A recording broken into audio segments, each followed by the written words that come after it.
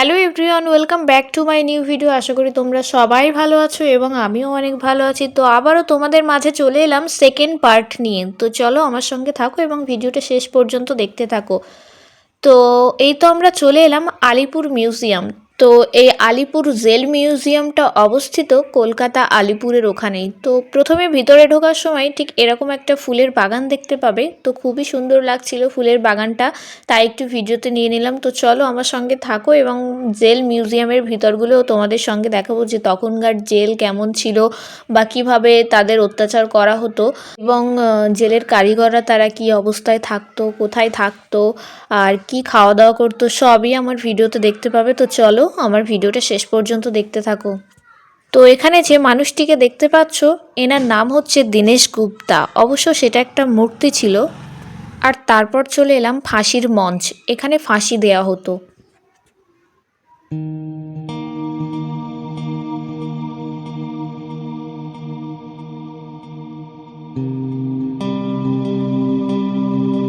আর তারপর যে মানুষটিকে দেখছেন, ইনি হচ্ছে ডক্টর বিধানচন্দ্র রায়। তো এটা তারই মূর্তি ছিল।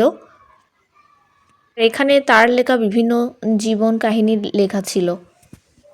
এখানে এই জেলটা দেখো কত ভয়ঙ্কর, লাইটটা জ্বলছে আর নিভছে, মানে জ্বলছে আর বন্ধ হচ্ছে। আর এখানে যে মূর্তিটাকে দেখতে পাচ্ছ, তার নাম কে কে জানো বলো তো? আচ্ছা দাঁড়াও আমি বলে দিচ্ছি, এনার নাম হচ্ছে সুভাষচন্দ্র বসু। তো এখানে তার জীবন কাহিনী লেখা ছিল। তো আমি পুরোটা আর ভিডিওতে নিলাম না, ছোট্ট ছোট্ট করে নিলাম। তারপর চলে এলাম যতীন্দ্র মোহন সেনগুপ্তার কাছে। ইনি 22 অক্টোবর 1932 হইতে 5ই জুন 1933 হইতে এই কারাকক্ষে বন্দী ছিলেন। আর এখানে আমার ভাই একটু ফটোশ্যুট করছিল। তারপর বেরিয়ে এলাম ওয়ালপেপার রুম, মানে ওখানে সব ওয়ালপেপারে কিছু ফটো ছিল, তো সেগুলোই দেখছিলাম। তো চলো ভিডিওটা দেখতে থাকো এবং ফটোগুলোও তোমাদের সঙ্গে শেয়ার করছি, তো সবাই দেখো।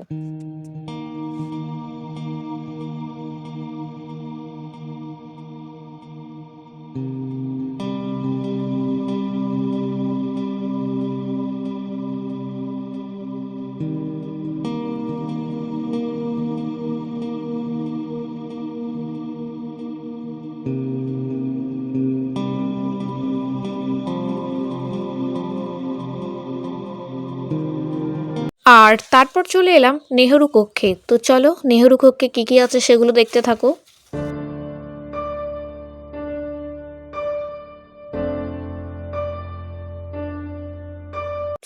তো এখানে এই দাদাভাইটা খুব সুন্দরভাবে ফটোশ্যুট করছিল। ওনার ফটোশ্যুটের পোজটা আমার তো খুবই সুন্দর লেগেছে। মানে পিছনে যে মূর্তিতে যেমন ঠিক আছে, উনিও ঠিক সেভাবে ফটোশ্যুট করছিল। তো খুবই সুন্দর লাগছে। আর ওই দাদাভাইয়ের ফটোশ্যুট থেকে আমার ভাইও বলছিল দিদি আমাকে একটু ফটো তুলে দে, তাই ওকেও ফটো তুলে দিচ্ছিলাম। আর এখানে তোমরা দেখতে পাবে যে জেলে কিভাবে তাঁত বোনা হতো এবং ইংরেজরা তাদের উপর কিভাবে অত্যাচার করা হতো, সবই তোমরা দেখতে পাবে। তো চলো দেখতে থাকো।